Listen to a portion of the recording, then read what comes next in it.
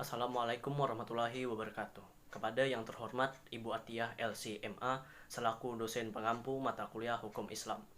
Pada video ini, kami dari kelompok 10 akan mempresentasikan hasil diskusi kelompok kami yang berjudul Hukum Adat, Hukum Positif, serta Sistem Peradilan Islam. Pembahasan pertama akan dijelaskan dengan saya sendiri dan teman-teman. Baik, pembahasan yang pertama adalah pengertian hukum positif. Hukum positif Indonesia artinya adalah hukum yang saat ini berlaku di Indonesia.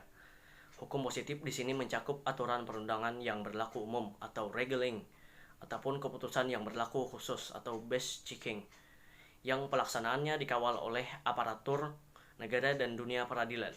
Meski saya berbeda pandangan, ada yang menganggap bahwa makna hukum positif juga mencakup aturan yang pernah berlaku dan sekarang tidak lagi. Yang pasti hukum positif bukanlah aturan hukum yang berlaku atau diinginkan berlaku pada masa yang akan datang.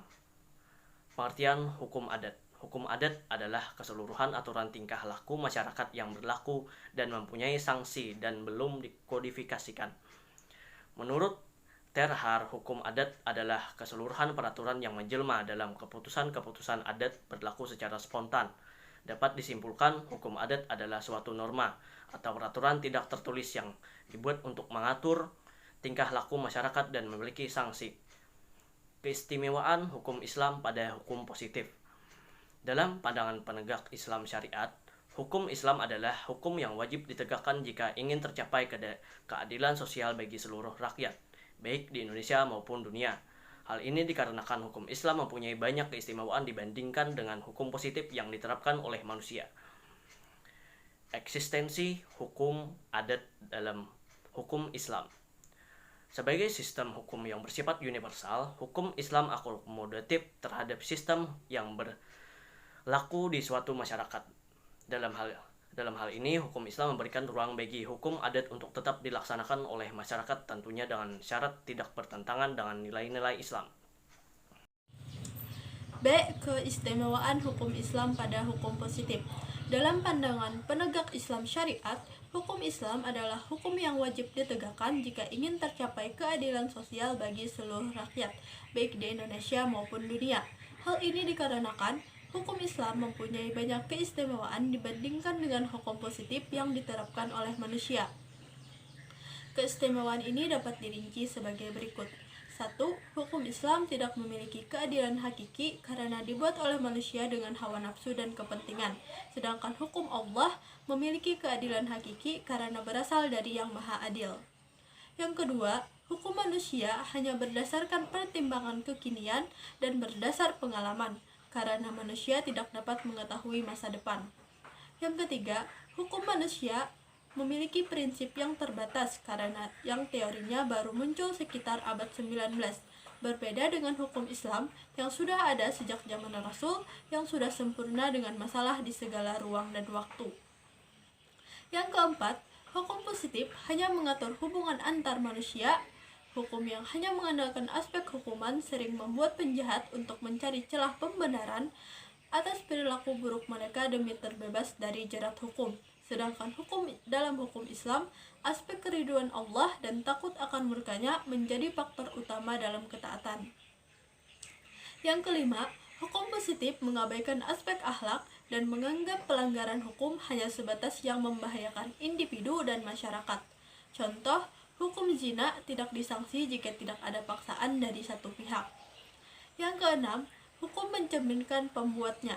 Ketika pembuatnya adalah manusia, maka hal ini harus dipahami bahwa manusia penuh dengan kekurangan meskipun ada kelebihannya. Sedangkan hukum Islam mencerminkan kesempurnaan dan keagungan pembuatnya. Yang ketujuh, hukum positif memiliki kaedah yang bersifat temporal dan hukum Islam bersifat tidak temporal. Hal ini dikarenakan kaedah dalam hukum Islam bersifat elastis dan umum, juga berasal dari nas Islam yang bersifat tinggi dan mulia. C. Eksistensi hukum adat dalam hukum Islam.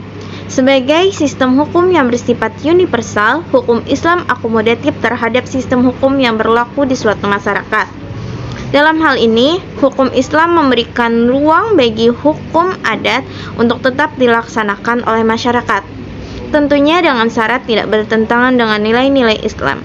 Hal ini terbukti dengan penerimaan Islam terhadap adat atau uruf sebagai bagian dari adilatul ahkam atau dalil hukum.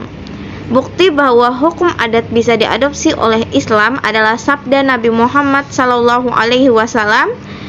Sesungguhnya yang dianggap umat Islam baik, maka di sisi Allah juga dianggap baik. Hadis riwayat Ahmad. Merujuk kepada makna adat yang sama dengan uruf dalam Islam, maka Allah Ta'ala berfirman, "Jadilah engkau pemaaf dan suruhlah orang mengerjakan yang ma'ruf serta berpalinglah daripada orang-orang yang bodoh." Quran Surah Al-A'raf ayat 19. Dengan demikian, eksistensi hukum adat diakui oleh Islam sebagai dalil hukum yang mempertimbangkan dan mencegah dan menetapkan suatu hukum selama tidak bertentangan dengan nilai-nilai Islam. Apabila dikaji lebih mendalam, maka akan diketahui bagaimana Islam memberikan ruang bagi adat dan hukum adat untuk berkembang dan menyelaraskan diri dengan hukum Islam. Harmoni antara kedua hukum ini akan menghasilkan satu sistem hukum nasional yang tangguh sehingga akan mampu mengatasi setiap permasalahan hukum yang ada. Kedudukan peradilan Islam. Kata peradilan berasal dari kata adil dengan awalan per dan akhiran an. Kata peradilan sebagai terjemahan dari qada yang artinya memutuskan, melaksanakan, dan menyelesaikan. Dalam Islam, peradilan disebut qada yang berarti menyelesaikan. Di samping menyelesaikan dan menunaikan seperti di atas, qada dapat pula berarti memutuskan hukum atau menetapkan suatu ketetapan. Lembaga penegakan hukum di Indonesia disebut pengadilan atau badan peradilan. Alat perlengkapan negara yang diberi tugas mempertahankan tetap tegaknya hukum nasional disebut pengadilan atau lembaga peradilan. Menjalankan peradilan dengan seadil-adilnya merupakan tugas pengadilan.